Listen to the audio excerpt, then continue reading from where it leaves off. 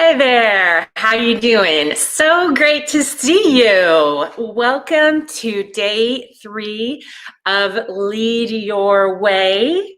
So excited to have you here, and I feel honored. I know a lot of people are getting into shutdown mode already for the rest of the year, but I'm so excited that you are here and showing up for yourself. So as you join in, let me know where you are calling in from. Make sure to grant StreamYard permission to make comments and put where you are dialing in from. Hello, welcome. Today's topic is one of my favorite things to talk about because it is so, honestly, it's so life-changing and just super empowering. So I am so excited to dive in with you. Welcome, welcome. Okay, let me know where you are calling in from. Welcome, hello. And great to see the engagement that's going on in the homework and showing up for yourself. Way to go. Like I talked about, information is not transformation. And so you have to put your intentionality into it, if that's a word. You have to be intentional about how you're showing up for yourself and making this a great use of your time. Hello from San Francisco.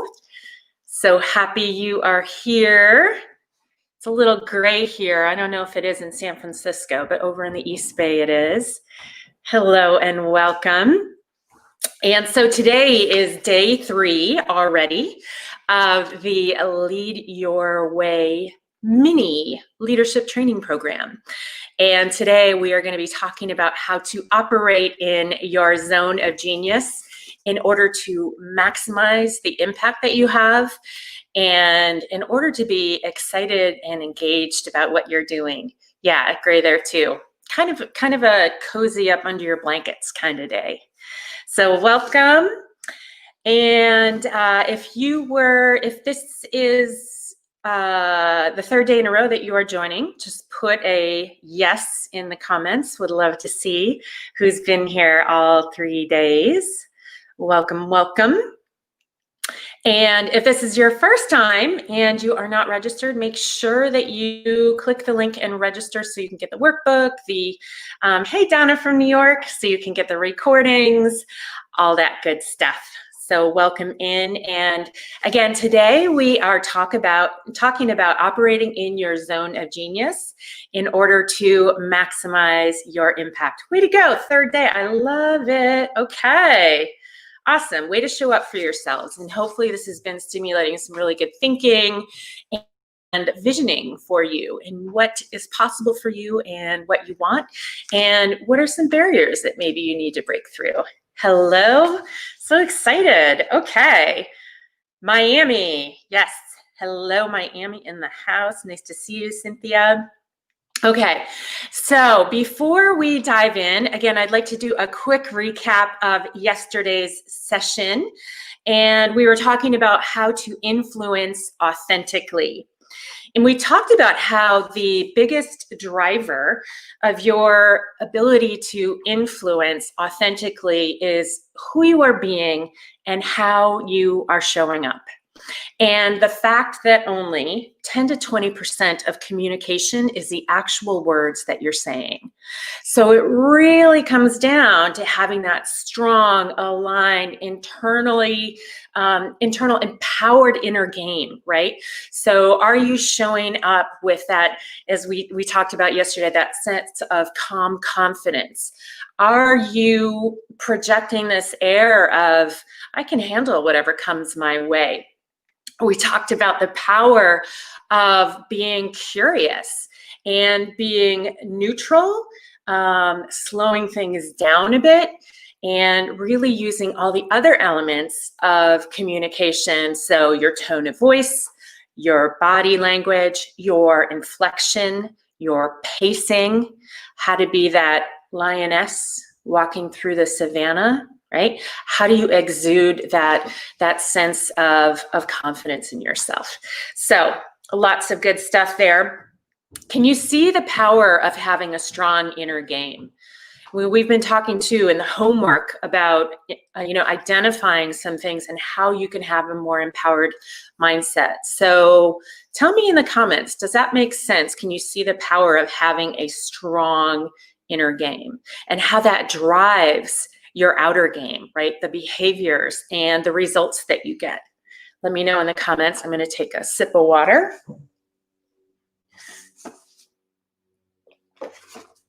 And also, if you have any questions, pop those in the comments. And speaking of homework, by the way, I did announce yesterday too, I would love to be able to gift a high performance planner. So make sure that you are doing the homework and logging that each day. On Friday after our session, I will announce who is the winner of the high performance planner for completing your homework for yourself, for really taking the time to reflect and taking action, because that's what it's all about. Again, information is not transformation. And some of the things that we're talking about might seem, when you hear them, like common sense. But here's the deal. Common sense is usually not common practice. So it's one thing to intellectually know things. It's another thing to actually show up and do them for yourself consistently. And so that's what this community is about, is designed to give you support, momentum, and to inspire you to take action on behalf of yourself. Okay, so let's see. Yes, definitely see the alignment between inner and outer worlds, absolutely. And I don't want to minimize that either, because I will tell you, this is something that I personally experienced. And I think I shared this story yesterday or the day before, but the importance of being able to dig deep and to understand what your internal beliefs, assumptions, behaviors, are, and what you believe is possible for you, and how a lot of that is formed when we're little kids. And every time you up level, you need to gently excavate and set aside those things that are no longer serving you and put in place new, more empowering beliefs. And while that sounds easy, I will tell you, and I just want to normalize this for everyone, it's simple, but it's not easy. And that's why, if you've been frustrated before, if you feel like, I've read books, I've taken leadership courses, I've done things, and yet I still find that I am knocking up against this issue, know that that's okay. Don't beat yourself up, because it means that there's something that's been there a long time, and it's there for a reason, and it's served you up until this point. And it's actually good news when you get frustrated, because that means that you will be motivated to finally do something about it. And especially when we're getting at this deeper inner game stuff, don't expect that you can do it alone. I myself had to hire a coach who was very deeply skilled in this area. And it made such a difference to me. I actually became certified in that method. So understand that that process of really getting in there and upgrading your inner game and in your beliefs and assumptions about who you are, what's possible for you, and how you show up in the world and what you see as possible for you, that's some deep stuff. And so you need people who are skilled and highly trained in that in order to do it. So don't be frustrated with yourself. Okay. So we talked about also the 4-step influencing model and the importance, again, of empathy and curiosity. So how do you get out of your worldview, and especially in those situations that are challenging, where you're trying to develop a relationship with someone and it is just hard to do, being able to step back instead of what a lot of times we do is we'll justify and come up with even more reasons why our point of view is right and theirs is wrong, is to really step back and be curious about it and to wonder where that person's coming from. What's going on for them? What do they really, really want?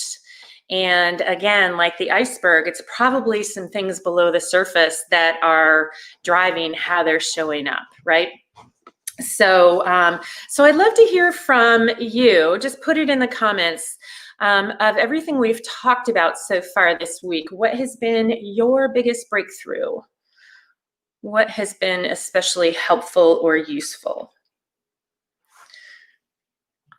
I know I'm going to take another sip here while I am waiting for the comments to come through, but would love to know of all of those concepts so far, what's been most useful for you? Or your biggest personal breakthrough?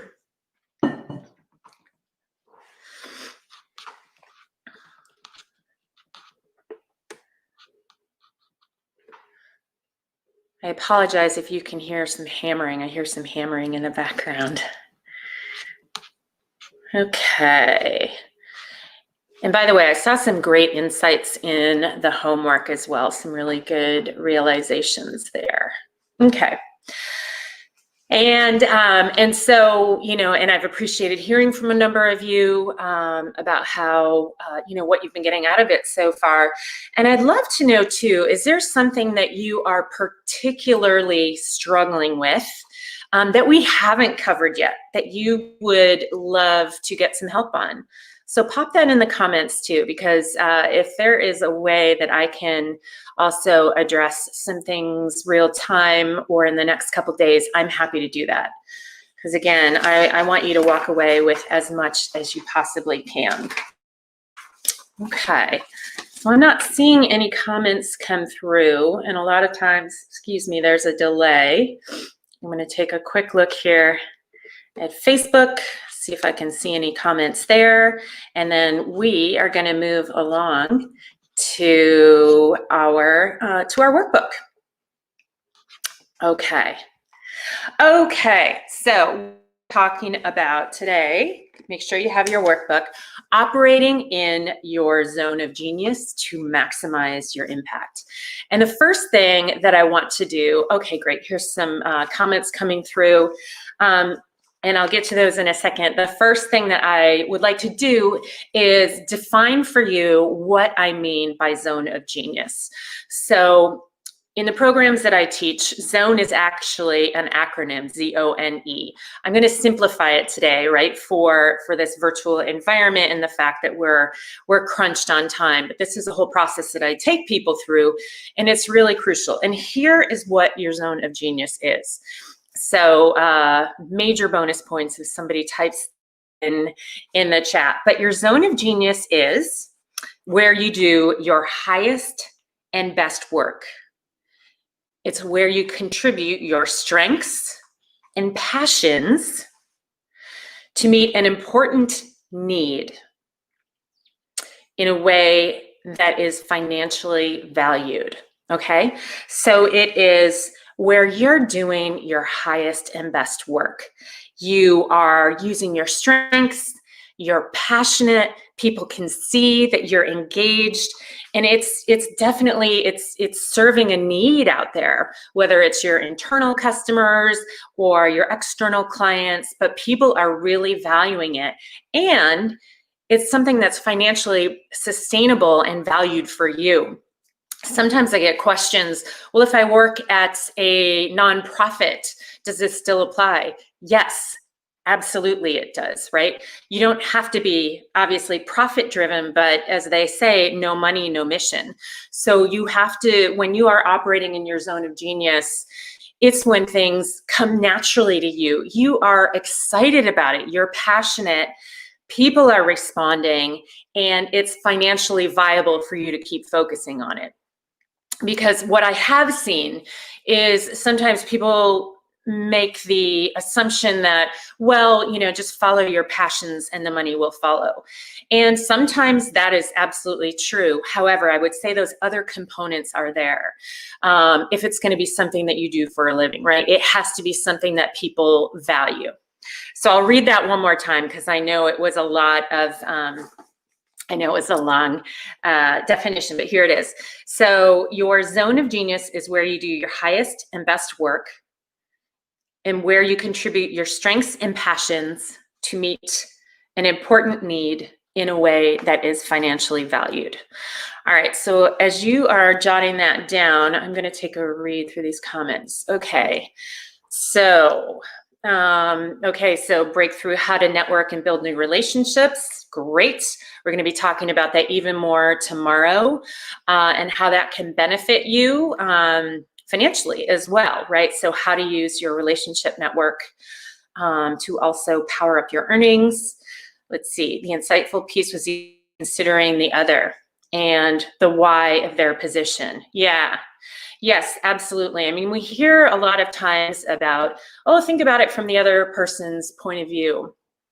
But again, it goes back to the mindset and, not the behavior, right? So try and think of it in from somebody's point of view. That's more of a behavior, but the mindset is curiosity. Really allowing yourself to be curious about the person and wonder, right? What if? I wonder what's going on for them. I wonder what they're thinking. And also to have empathy, right? Especially in these times, right? We're all doing the best that we can in the circumstances that we're in. And it's challenging for a lot of people. So we probably don't see our best coming out. Okay. How can women improve our relationship with our managers? That is, it's a great question, and there's probably a lot in that. But again, it does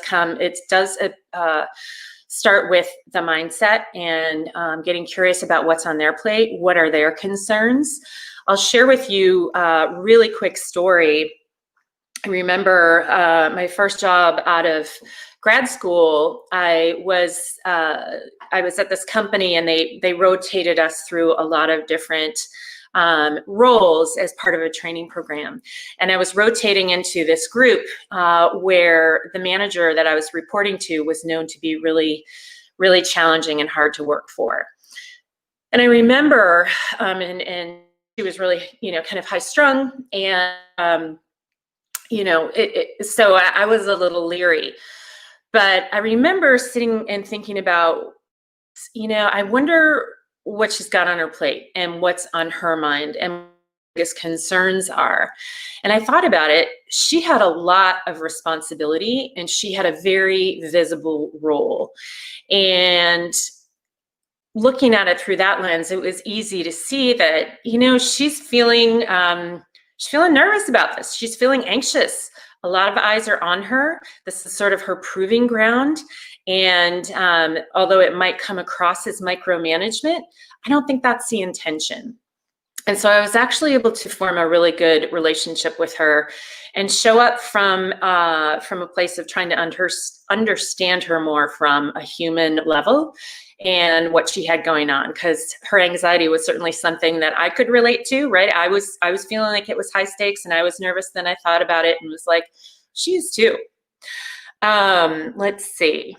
And we also talked yesterday about, think about how people like to hear information and what their preferences are, right? So you might be someone who loves to go into a lot of detail. The person, your manager, just wants headlines. They want the high level, right? So you want to think about how can you help meet their preferences and flex a bit towards them. So that is the quick answer. Zone of Genius, great. Thank you. Highest and best work. Contribute your strengths and passions. Yes. Thank you so much. Awesome. Okay. Okay. In a way that there is mutual trust, and the managers are happy to invest in our career trajectory and be a mentor. Yeah. And I would also say, I don't know if you've done this, but it again might sound obvious, but to say, I'd love to talk with you sometime just to understand about your career and how you built it out. I'd love to hear your perspective. I'm thinking about looking ahead and what things are next for me and how I could continue to grow. I'd love to hear your story and how you thought it through. And ask them for that. A lot of times people aren't really outright asked for that perspective, and they're really happy to give it.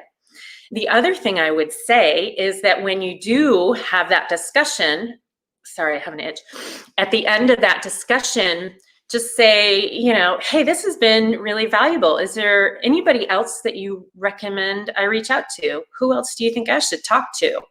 I really value your perspective. I'd love to hear what other suggestions you might have. Okay, so hopefully that was helpful. All right, so let's go into this next part on the worksheet, and then I'm going to give you some specific examples. So when you operate in your zone of genius, first of all, you are contributing at your highest levels. You're contributing at your highest levels because you are working in your strengths zone. So you are not trying to do a whole bunch of different things average. No, you're using one or two of your significant strengths and things that you're just naturally interested in and passionate about. Back to that idea of curiosity, right? Where it's, do you find yourself spending time on things and it doesn't in an hour has passed and you find that, oh, it seemed like 5 minutes, right? So you contribute at the highest levels, and that really shows. And what that means is that you are energized and you are energizing to be around. You're energizing to others, right? And this comes back to what we talked about, where communication is only 10 to 20% of the actual words that you're saying, right?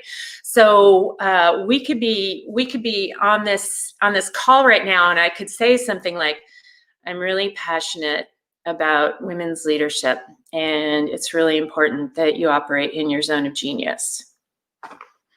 But that is not effective, right? So think about the 80 to 90% of your communication that is nonverbal. It's not the actual content of your message, more how you conduct yourself. And when you are energized with what you're doing, when you're energizing to be around, that is contagious. People talk about company culture. You see it written up all the time, how important it is to be engaged. But did you know that the biggest driver of engagement is actually the team that you're on? It doesn't matter what messages an executive team or the CEO or whomever says, like, these are our core values and this is what we stand for and this is how we operate. What matters is your immediate surroundings and your world. And so if you have a team and you convey that genuine excitement and enthusiasm, they will pick up on it, and that will help energize them as well. Okay. Then third point here, you can also respond to the greatest needs and opportunities with excellence. So here's what I mean by that. If you think about, okay, if I'm going to operate from really my strengths and those things that I'm super interested in, and you scan the environment with that lens, you can find really interesting ways to approach problems and create opportunities that you wouldn't have thought of. And I'm going to give you a couple of really cool examples here in a minute. And that allows you to pivot into your greatest impact. So I am going to, the first example I want to give you is from a friend of mine. He's one of my best friends from undergrad. And I always tell this story about him, and maybe he's watching this replay sometime or something, but I let him know that I'm using him as an example, so it's okay. So my good friend Mark, in undergrad, he is a child of teachers, and his parents really value education. They really wanted him to go to law school and to be a lawyer. Mark really loves comedy. And so I remember in college, he would do stand-up comedy nights. He would MC these big, sort of university-wide events and that sort of thing. Really funny, super witty. But, he's super smart. He wanted to please his parents. And so he applied to law school. He got into law school. He got into a great law school, UCLA. And after he graduated and passed the bar, he still was doing comedy on the side while he was a student. But he thought, well, maybe if I work in entertainment law, that would be a good way to sort of scratch the comedy itch. And meanwhile, when you start out new, right, and you're working in entertainment law, you're doing lots of boring stuff, contracts, etc. You're not doing stand-up comedy. And so he stuck it out for a couple of years, but he realized this is not my life's calling, and it's slowly sucking the life out of me. And he had the courage to say, I'm going to stop with this.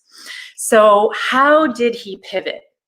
What he did was he looked at his strengths. Great writer, great researcher, great presenter, great at comedy. And he also had a background, in the summers he had worked as an intern in market research. And so what he decided to do was go into market research and actually became known for, and this is how the idea came to him. He was sitting at a market research conference, and it was really boring. Have you ever been in one of those big conference rooms where it's filled and, somebody's just speaking from the stage and everybody's just, sort of checked out? It was really boring. And he thought, I can totally do this in a way that is, differentiated. It's funny, it's engaging. And so he eventually started his own market research firm. And he is a very in-demand market researcher. He's known for great reports, but especially for his presentations. So he, back when you could travel, he was flying all over the world to present because he was so funny. He was so engaging. He brought dry subjects to life by how he presented, and all of the elements of his personality and his passion and his strengths that really made him stand out. So was able to completely transition and now has a highly successful business. So that is one example of how you can think about your strengths, what you're passionate about, what is an unmet need in the marketplace or something that you think you could do better, and also that pays you, right? So that it's sustainable. So I love that example. I'll give you another example too. This is a really fun one, especially if you're in the US. You'll probably be familiar with a company called Pottery Barn, which is owned by a parent company, Williams-Sonoma, and they have a number of brands. So it's a furniture retailer and home goods, that sort of thing. And so there was a marketing manager there who went out on maternity leave. And when she was out on maternity leave, she was getting things ready for her nursery, right? She was getting the baby's room ready, her first child. And she was really frustrated that there weren't high-end, nice nursery furnishings. It was kind of more, I don't know, just like tacky, not in the same design aesthetic as Pottery Barn. And so when she came back, she pitched the idea of, I think we should come up with a baby's line of home furnishings and things for the nursery. I think that our customers would really respond to that. They said, hey, you're a marketing manager, just go ahead, build out the idea and see what you can do with it. And fast forward, Pottery Barn Kids was born, and she ascended rapidly. It became a very, highly profitable and, big part of the business. So Pottery Barn Baby, Pottery Barn Kids, and she's now the CEO of the company and has been for, I think, the past 10 years. So she was really able to use her experience, right, her strengths, and then she saw this need in the marketplace that wasn't being filled, that she was really interested in and passionate about. And she figured out she had the infrastructure of this company and, the natural interest in it to keep pursuing it and building it out, and built a whole new part of the company. As someone who was, kind of a bit junior, but that really helped her career trajectory. So, so I'm going to pause here for a minute. Do you see how this can be applied?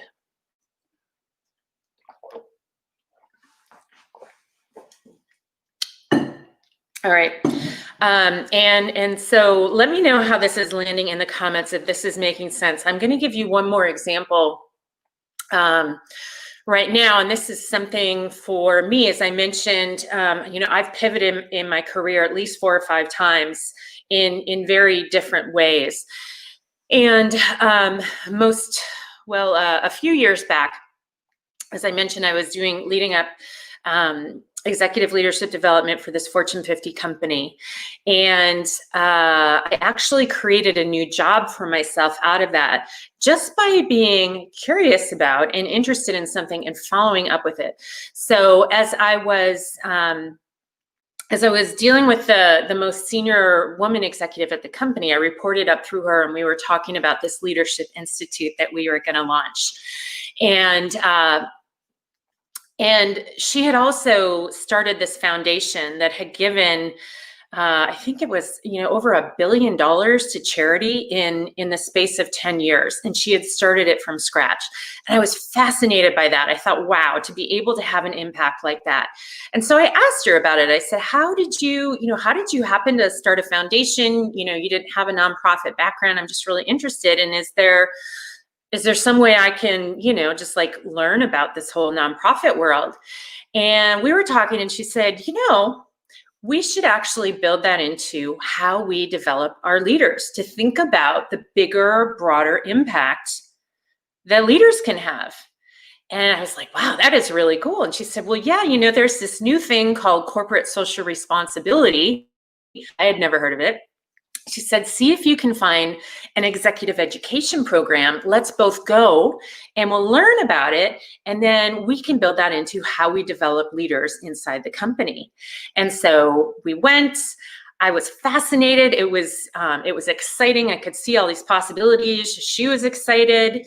And I just naturally kept working on it and helping to build out the strategy. So I had a background in building out enterprise-wide strategy, rolling out marketing initiatives, et cetera. And I saw this as kind of the same thing. And so how do we tie it into what we're doing now with developing leaders? And so we just, we built it into the leadership development. We thought about, how do we roll this out company-wide? How do we make a bigger impact on the environment, on our communities, et cetera?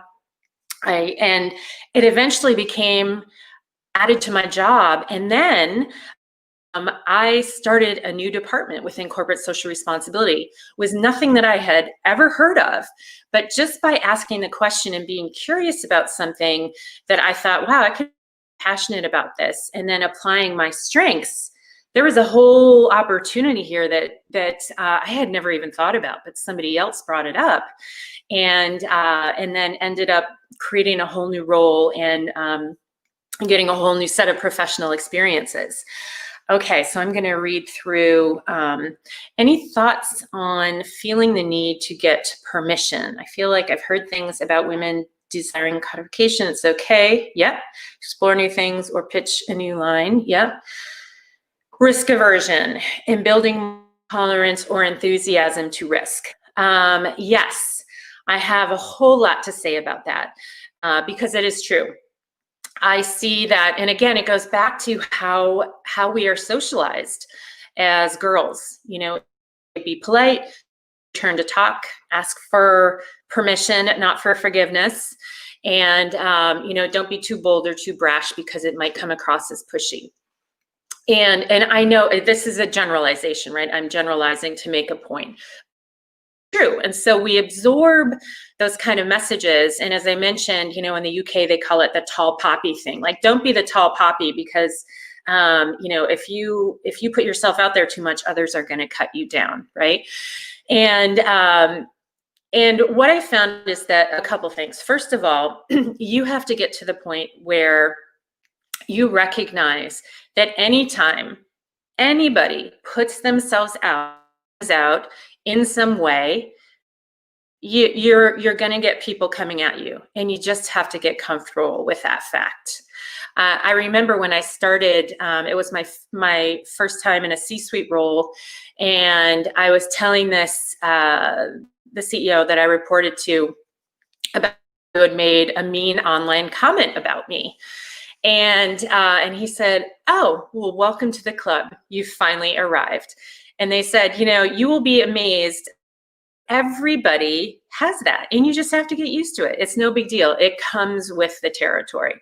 So I think you need to adjust your expectations and know that there will always be people who criticize or whatever, and that's okay.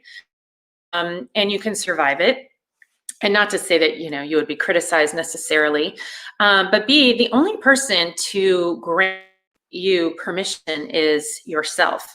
And some of the best advice I got was, you will never be promoted just for doing your job. Or if you have your own business, you will never grow your business just by doing the basics, right? You have to stretch. You have to put yourself out there. If you want to be extraordinary, you have to do extraordinary things. And what I do see is women don't have, they're waiting for that sense of permission, or, oh, I don't want to trouble people, or maybe now's the right time, I should prepare more. That's a big one.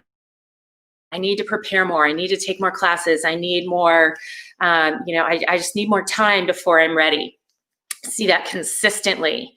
And usually it is absolutely simply not true.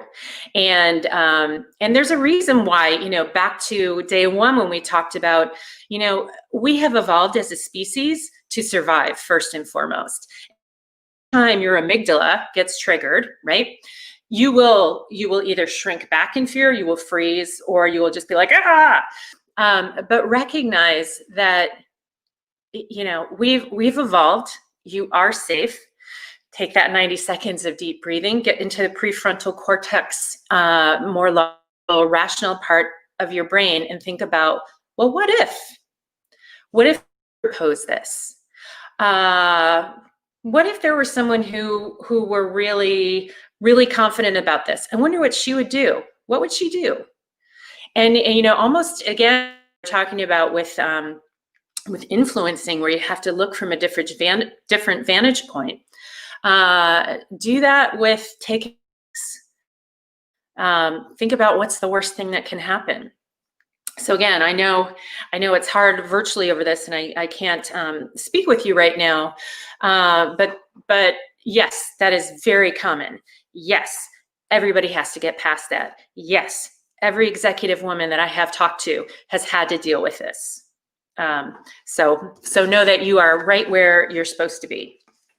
All right, so let's move on in the interest of time here.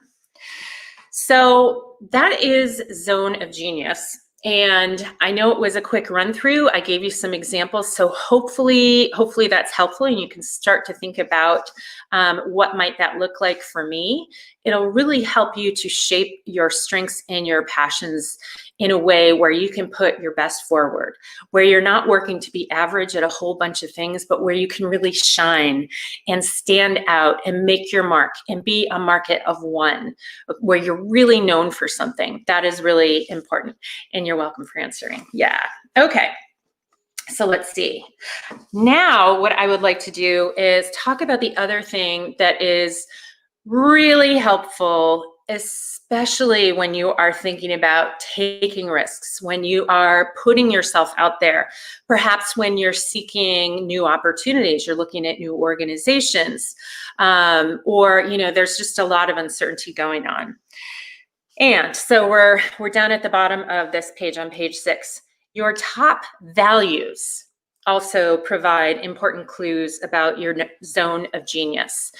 And I have a little bit different definition of values, so I'm going to get to that in a minute. But your values provide a North Star for you to guide you in choosing the right opportunities to pursue and the environment in which you can thrive. So a lot of us, you've probably done some sort of an exercise and thinking about, well, what are my values?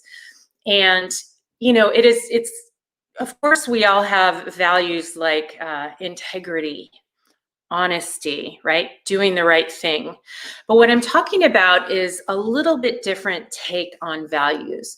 And that is thinking about what are, if you go back to those like peak experiences in your life, what were the values that you were expressing that made it feel so amazing? What was present for you that just made you feel like you were firing on all cylinders, like you were really in the zone, right? I'll give you an example. One of my peak experiences in my life was when I was an exchange student when I was 18. I come from a really, really small town in upstate New York, and kindergarten through 12th grade in one building kind of a deal, less than 1,000 people in my town. And I had an opportunity to be a student through Rotary International. And so I did. I had some teachers who encouraged me to apply, and I got accepted, and I went to Austria for a year, and it was amazing.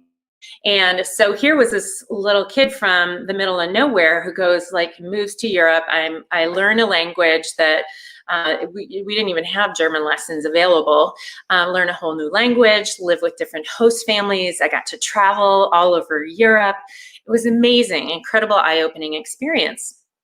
And so as I look back, some of the core values that I was expressing were adventure, right? I have to have a sense of adventure and exploration in the work that I do. That's one of my core values, is adventure. Another one is connection, human connection, and really understanding what makes people tick, right? And showing care for others, right? Like, how do you form relationships with people when you don't even speak the language, right? Seeing different ways to live your life that were so different from where I came from. So adventure, connection are a couple of my human connection are a couple of my really important values. So that's how to think about it in a way where you want to make sure that when you are thinking about, how do I apply my talents? How am I going to spend my time? What do I really care about? And what do I need to have present? You want to go back to, what are those values, and do you get to express them on a regular basis? It's super important. I'm going to give you a really quick example here. I was working with someone, a gentleman, and he had gotten this very prestigious job at a very well-known biotech firm. It was like a company to work for. And it had been his dream to work for this company for years. He got this job, so excited, and it was nothing like he thought it would be. He ended up working for someone who was highly political. It was a very tense environment. There was no psychological safety, right? There was no trust. There was a lot of infighting and sort of factions. And he's like, I just don't know what to do. I thought I would love this, and I don't.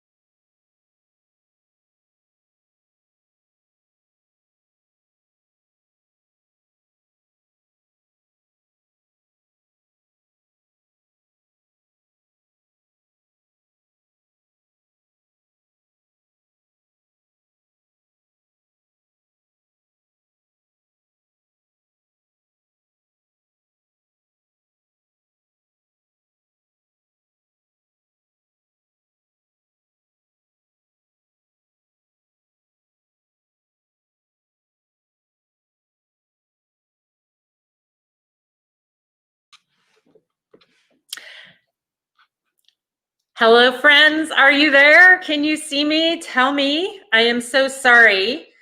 My home internet went down, and I am now logged. Okay, yay, we're here. Hopefully you didn't hear me yelling, screaming, going, guys, what happened to the internet? Calm, cool, and collected. Okay, I'm back. Yes, nice to see you. Thanks for hanging in there with me. Okay, so I know we have a short amount of time. You just never know what you're gonna get. Okay. Okay, so hopefully that makes sense to you, that example about making sure that you're in a place that doesn't sound amazing, but that violates your values. The more that you can be in an environment where you get to express those things that light you up, that are unique to you, that make you feel in the zone, in the flow, you will be operating in your zone of genius. It's really important to be able to, over the long haul, stay interested and engaged and excited about what you're doing. All right, now we'll keep going. So when you're consistently expressing your core values and working in your zone of genius, this is key, then you're able to persevere and to see opportunities and to create your own economy. Right? And what I mean by that is to have confidence that no matter what happens with the organization you're at, or if you're running your own business, you will know that, okay, if I focus on, I know there are always opportunities out there, right? Again, through every downturn come the greatest innovations. Through every challenge, that's when new things are born. And so if you use your zone of genius and your core values as a way to really help you view opportunities, look at the world and think about how can I uniquely contribute and make things better and serve an unsolved need, etc. That gives you a level of confidence that it's going to be okay, and that you'll know that no matter what comes your way, you'll be able to figure it out. This also allows you to prioritize, this is on page 7, to prioritize and to know what to delegate, so that you know how to leverage the diversity of your team. So I talked a bit about this yesterday, about how, we're all uniquely wired, right, in our brains. And there's kind of 4 main systems in the brain that account for the biological expression of your personality.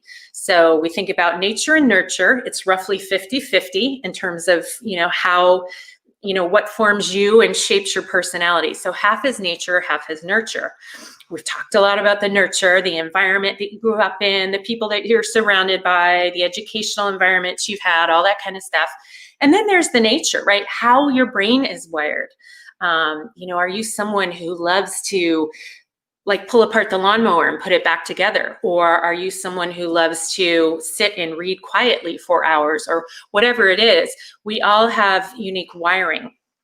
And when you are able to think about your zone of genius and the strengths that you bring, the things that you're naturally interested in, you can then also think about, what are the things that I really don't like, but I have to do? And how can I find someone who enjoys those things and offload that so I can work more in my zone of genius? This also helps you when you are thinking about how to structure the work of your team. So as an example, a lot of times what I'll do in team workshops is we'll find the different neurotype of the different team members, and then we'll think about what is the work that the team has to do, and how do we assign that to people who are naturally interested and curious and have strengths around that, right? So this is a great way to think about, how do you stop focusing on the stuff that is a struggle and that you're just not engaged in? Those are the things where you want to make sure that you're getting support and you have people who are really good at it. I had someone on my team who absolutely loved doing budgets. Loved doing the budgets. It was a big puzzle to her. I hated doing budgets. I was so grateful and thankful. And she took it over. She loved it. She came up with new ways to improve the process every year. Perfect for me, right? So you want to think about how do you leverage the diversity of thinking style. And, everybody has their own zone of genius, right? So those that you are working with, how can you allow them or help them to work in that zone more? So hopefully that makes sense to you. All right.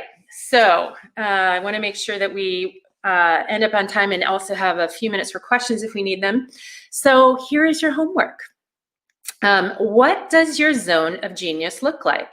Where do your strengths, passions, and the needs in the marketplace or the organization and the economic benefits, where do those intersect? What might that look like for you?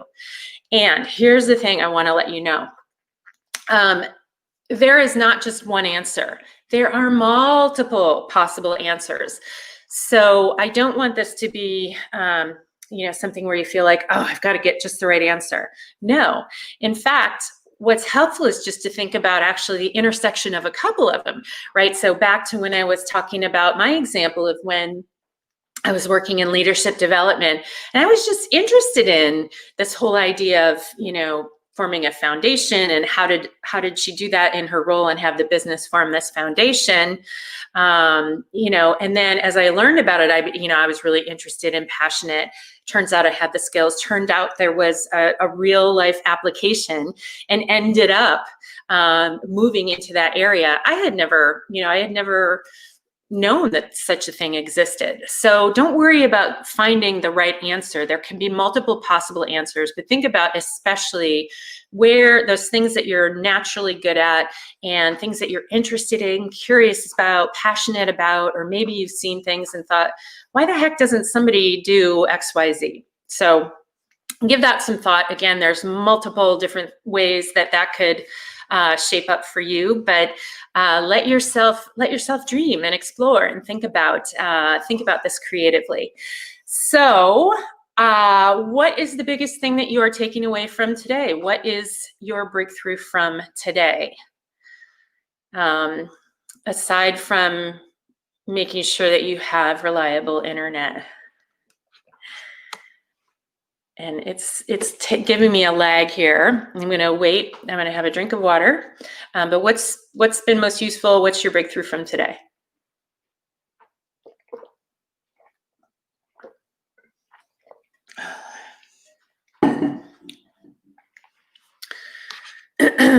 All right. Unfortunately, I am not seeing it on the comments, and I don't want to open any tabs and get booted off. So, here we go. Your values serve as a North Star in guiding your course of action. Yes, absolutely. Yeah. And it feels so good when you're able to express those regularly, as opposed to feeling, again, back to the being authentic, right? And leading with authenticity. You got to find the right environment, the right mission, the right peeps, in order to do that. The biggest driver of engagement is your immediate surroundings. Yes, absolutely. Culture is set at the team level. So it's true for you. If you're inside corporate, it's also true for the people who report to you, right? Want to go back to your peak experiences? Yeah, it is. It's super fun to think about because those are the things that make you uniquely you, right? And it's fun to think about those moments in your life. All right, everybody. Don't forget, go ahead into the homework, pop in your ideas. I love to hear it. Make sure that you are turning this into transformation for you personally. We don't get the opportunity to focus on ourselves, and so let's have fun with this. Can't wait to see you inside the Facebook group, and I will see you tomorrow. Tomorrow is an amazing session because we are talking about how to maximize your income doing all of this. So thank you for a wonderful session, and I will see you back tomorrow. Take care. Bye-bye.